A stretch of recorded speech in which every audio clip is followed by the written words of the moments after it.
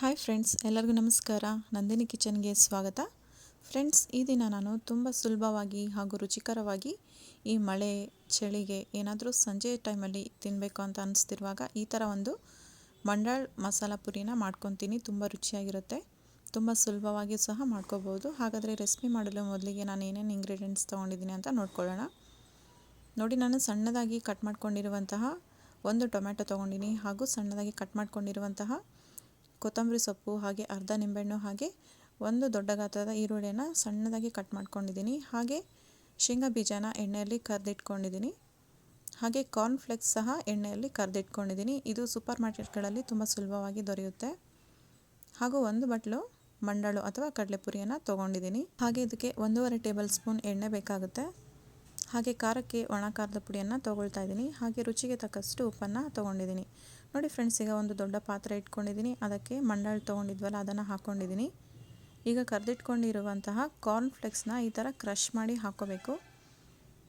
ಈ ಥರ ಕ್ರಷ್ ಮಾಡಿ ಹಾಕ್ಕೊಳೋದ್ರಿಂದ ತುಂಬ ರುಚಿಯಾಗಿರುತ್ತೆ ತಿನ್ನಬೇಕಾದ್ರೆ. ಹಾಗೆ ಕರೆದಿಟ್ಕೊಂಡಿರುವಂತಹ ಶೇಂಗಾ ಬೀಜನ ಈ ಥರ ಸ್ವಲ್ಪ ಕ್ರಷ್ ಮಾಡಿ ಹಾಕ್ಕೊಳ್ಳಿ. ಹಾಗೆ ಸಣ್ಣದಾಗಿ ಕಟ್ ಮಾಡ್ಕೊಂಡಿರುವಂತಹ ಕೊತ್ತಂಬರಿ ಸೊಪ್ಪನ್ನು ಸಹ ಹಾಕ್ಕೋಬೇಕು. ನೋಡಿ ಫ್ರೆಂಡ್ಸ್, ಆದಷ್ಟು ಉಳ್ಳಾಗಡ್ಡೆನ ಈ ಥರ ಸಣ್ಣದಾಗಿ ಕಟ್ ಮಾಡ್ಕೋಬೇಕು. ಇದನ್ನು ಸಹ ಹಾಕ್ಕೊಳ್ತಾ ಇದ್ದೀನಿ. ನೋಡಿ ಫ್ರೆಂಡ್ಸ್, ಟೊಮೆಟೊನ ಅದರಲ್ಲಿರುವ ರಸ ಮತ್ತು ಬೀಜವನ್ನು ತೆಗೆದಿಟ್ಕೊಂಡು ಸಣ್ಣದಾಗಿ ಕಟ್ ಮಾಡ್ಕೋಬೇಕು.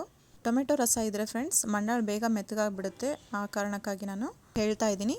ನೋಡಿ ಫ್ರೆಂಡ್ಸ್, ಇವಾಗ ಟೊಮೆಟೊನ ಸಹ ಹಾಕ್ಕೊಳ್ತಾ ಇದ್ದೀನಿ. ಈ ಥರ ಒಂದು ಸ್ನ್ಯಾಕ್ಸ್ ರೆಸಿಪಿ ಮಾಡಿಕೊಟ್ರೆ ಮನೆಯಲ್ಲಿ ಎಲ್ಲರೂ ತುಂಬ ಖುಷಿಪಟ್ಟು ತಿಂತಾರೆ. ಹಾಗೆ ರುಚಿಗೆ ತಕ್ಕಷ್ಟು ಉಪ್ಪನ್ನು ಹಾಕ್ಕೊಳ್ತಾ ಇದ್ದೀನಿ. ಹಾಗೆ ಇದಕ್ಕೆ ಖಾರಕ್ಕೆ ಅರ್ಧ ಟೇಬಲ್ ಸ್ಪೂನ್ ಖಾರವನ್ನು ಹಾಕ್ಕೊಳ್ತಾ ಇದ್ದೀನಿ. ನೀವು ಖಾರ ಎಷ್ಟು ತಿಂತೀರಾ ನೋಡಿಕೊಂಡು ನೀವು ಖಾರವನ್ನು ಹೆಚ್ಚು ಕಡಿಮೆ ಮಾಡ್ಕೊಳ್ಳಿ. ಹಾಗೆ 1.5 ಟೇಬಲ್ ಸ್ಪೂನ್ ಎಣ್ಣೆಯನ್ನು ಹಾಕ್ಕೊಳ್ತಾ ಇದ್ದೀನಿ.